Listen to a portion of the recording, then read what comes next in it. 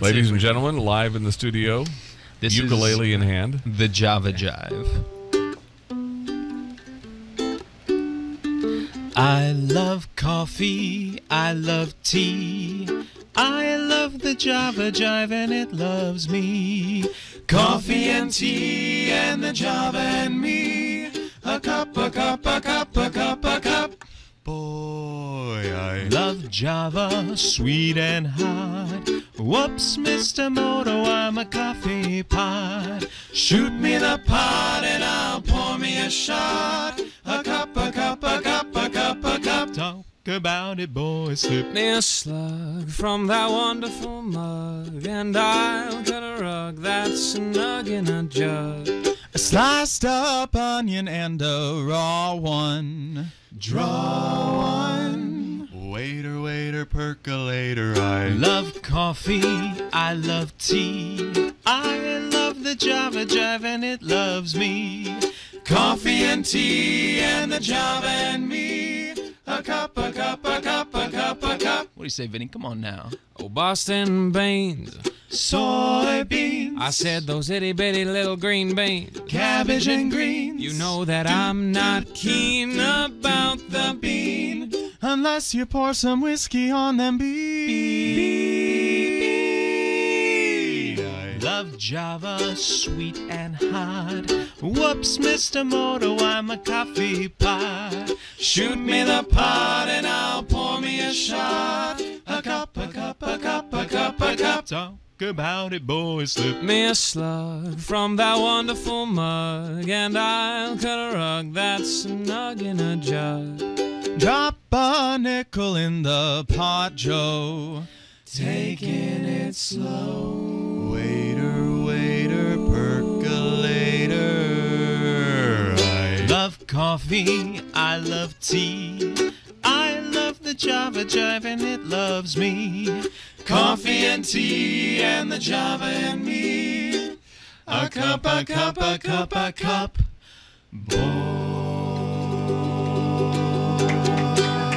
Tramps on martiniinthemorning.com. Well done, guys. Thank you, guys. So Thank you guys, you pointed out that certain versions of certain songs became the inspiration for you to do a song. Whose version have you heard of Java Jive? That was the Manhattan Transfers that we. I mean, obviously they Barely, though. They made it so great. I think it was our producer. The older one, I can't remember the name. Ink of the Spots group. did it in Ink 1940. Spots. That's what it The was. Ink Yeah, Spots. more than anything. That was Yeah. the early hit Yeah. for it, but Manhattan Transfer came pretty close to that. I mean, it was kind of an amalgamation of a little more modern Manhattan Transfer version with the Ink Spots thrown in there. Yeah. So, and that was good. It was really good. Thank you very much. TNETheMorning.com. Unbelievable harmony. You guys, Thank you. That's fabulous. The Tramps. Wow, why the name? And let me back up and preface this.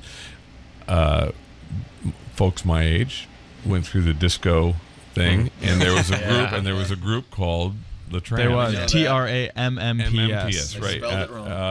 Emmy-winning group. In fact, one of the founders of the Tramps, the lead singer, just died recently. They had that huge hit, Disco Inferno. Do you find people getting a little confused? Rarely, but yeah, people do ask. I think the confusion just comes from the connotation of the name. And Yeah. So why the name the Tramps? For us, a tramp in like the Charlie Chaplin sense, a tramp is kind of a vagabond, a wanderer, and we kind of see ourselves as, musicians wandering around trying to spread the joy that this brings and spreading the gentleman. Exactly. That doesn't sound the so gentleman. good. No, that's How'd that come out, Ronnie? Well, Not literally. Now we know. Figuratively. I It's thought a metaphor. when I heard the name, I thought maybe because Mother Miriam said, well, why the name the Tramps? And I kind of thought, like the lady's a tramp. I mean, kind of. Totally, that did influence that's- I it. think, Dude, that's how the name actually came Physically about. And once came- it was yeah. said, the Tramps, we were like, it just, Yeah. the light shined in the room, a little brighter. So Yeah. Where are you guys? Are you touring? Are you playing around town? We are here. We're doing a lot of Christmas stuff coming up. As you can imagine, these guys sang the best Christmas music you could. Yeah. So we're going to be here. We're going to the Midwest to do a couple Christmas shows. A lot of private parties like us for Christmas. So that's what we do. Cool. Yeah. The TV show Glee, any influence on you guys? Sort of. We are trying to come up with the specified concept of a TV series based off of our kind of our lives and our journey, and we're filming the pilot presentation for that the first week of December. Cool. And it does have a Glee influence. We like to think of it as if you were to take Entourage and kind of make it about a band, and then throw in kind of the Monkees influence, Right. Which is also the Glee style of performance in every the show. episode. So Releasing every a episode new we're going to song. debut a new song, Yeah. and that's kind of our goal for the next 6 months, which was actually a question we got on Twitter. So Well, let's go to those Twitter questions in a second. One more thing on the Glee connection and the Monkees. It's funny you mentioned that. A friend of ours, Lee Newman, whose great-grandfather, one of his great-grandfathers was Eddie Cantor, old actor and singer, and then his other great-grandfather, Jimmy McHugh, wrote songs like "I Can't Give You Anything But Love," "Sunny Side of the Street," some of the classics. Yeah. Anyway, I saw a picture on Facebook the other day. Lee and his wife Christina and their son were hanging out with Mickey Dolenz, one of the original Monkees. There are a lot of connections in this genre to. Because those guys, like guys the ages of the Monkees, are like, we play songs by Smokey Robinson. Right. All those early top 40 rock and roll artists grew up. There wasn't top 40 rock and roll when they were growing up. They were listening to this music. They were listening to Frank Sinatra, Ella Fitzgerald, Nat King Cole, all that. But the other thing, the Glee thing, our buddy Bill A. Jones, if you're familiar with the TV show Glee, Bill plays Rod Remington. He was a newscaster, and he was Sue Sylvester's love interest on Glee. Yeah. And we play him, and we've done some shows and stuff with him, and he's a regular Martini in the Morning listener. And I bring that up because the Glee phenomenon, which is going away, I mean, there was something about Glee that brought people your age to different kinds of music. Absolutely. totally, and they did a great job modernizing any song. They did. And they opened a huge market to movie. Anytime they would hit a song, its iTunes chart would like blow up. Yeah. Anytime they would release a song. Yeah, it was crazy, and they were doing a lot of swing stuff. The old Duke Ellington stuff. I mean, but they made it sound very cool and very contemporary, which is the great thing about that music, because, and we talk about this a lot. That music, it was people writing songs. They were trying to sell sheet music, so they were writing songs that were generic in a sense, so that any artist could take those songs and say, okay, I'm going to make this song sound like me, which is what you guys just said you're doing. Exactly. It's kind of, right now the generation it's kind of about, if you take a song that's already been done, you're covering that song and you're doing a cover of it. But back then it wasn't a cover of a song. You were making a song your own. You don't go, I'm doing a Billy Joel song. You do your song. So that's kind of what we're doing. We're not walking around going, we're covering these songs.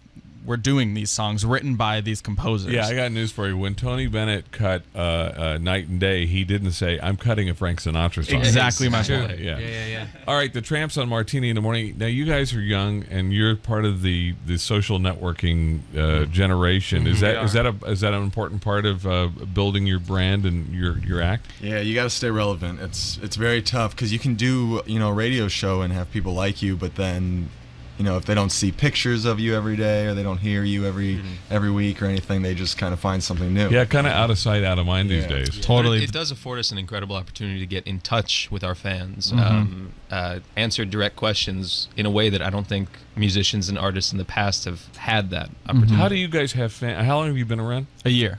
How do you have fans? A lot of work. No. I don't mean from a talent standpoint. True. Listen, we've been on the radio for 8 years. We're still trying to figure out how to get fans. Well, you build it slowly. Yeah. I mean, it starts from the beginning, and you just gotta the more people listen to your music, the more people get a feeling for what you're doing. The more people start following you, and especially with Facebook and all these social media platforms, people can follow you a lot easier now. You said you had people asking questions on Twitter. Yeah. Well, I reached out. And so what's your Twitter handle or whatever? We are at the Tramps Live. If anyone has any questions for us, at the Tramps Live. So at symbol, yes, the Tramps Live. Yes, and we're at the Lounge Sound. I'm learning Twitter. You are. Facebook, I could kind of keep up with. Twitter. Yeah, it's a whole new world. Yeah. Hashtag this, hashtag that. You like the whole routine on Saturday Night Live. Anyway, so what questions do you have? Well, Lala in London wants to know. That's our girl. Yes. Yes. She's our girl. Yeah. 2 questions. What are you looking forward to most over the next 6 months? And if you could pick one artist that's inspired you the most, who would it be? CJ, you want to start about your artist? I don't want to, but I will, because there's a cool little Keely Smith record over here. Louis Prima, growing up, was always, I mean, I grew up to that. My father would let me listen to no other music in the car. He's throwing away CDs, but it was Louis Prima or Dean Martin, and we would just drive around to the Italian community or whatever, and, you know, so that Louis Prima was the man. Where are you from? St. Louis. Oh, wow. St. Louis, This music is huge in St. Louis. We have a lot of listeners in St. Louis right now. Yeah. Anyone you want to say hi to in the old neighborhood? Oh, just the family, all the Natolis back The Italians. home. Yeah. For me, it's Frank. He was just a legend. The guy was famous for 5-6 decades. He was a triple threat, a true triple threat. You know, Oscar-winning actor, Grammys, all that stuff. Frank was just such a cool guy, and the style and the swag that he brought to this music, I think, has influenced not only this genre, but all genres of music are trying to emulate just the easy cool that guy had. So these are the artists that kind of influence you guys the most. Yeah, for me, I like a lot of like improvisation in singing. Like I like a lot of freedom, and so for that you would say someone like Bobby Darin, but also someone like Miles Davis. Like Kind of Blue for me was like the album that it just like inspired me and has inspired me for years, because it's like what I listen to hear what it's like to just say, here are your charts, and then all of a sudden have a bunch of guys build on those charts. Like that's what we're doing, is we're, you know, making it fresh, making it new, and that's what it's always been inspiration for me. For me, it would have to be Frank Sinatra. I almost instantly, when I learned that he was the greatest star, the biggest star to ever walk this earth, I was like, well, great, I can learn so much from this person. So I studied him from head to toe. Everything he's done, I have every record. I think that someone like that deserves to be studied because there was something he did right, and it's true, everything he did was so incredible and amazing. The way he could just stand there and perform every song, and people would be mesmerized. It's something I've always tried to capture in everything I do. And it's funny because it's timeless. There's so many people who try to put a use-by date on certain kinds of music. Yeah. But Frank Sinatra, and what you can learn from Frank Sinatra, what we all get from his performances, is timeless. I mean, it's as meaningful and relevant today as it was back then. It's the Tramps on MartiniInTheMorning.com. I never cared much for moonlit skies.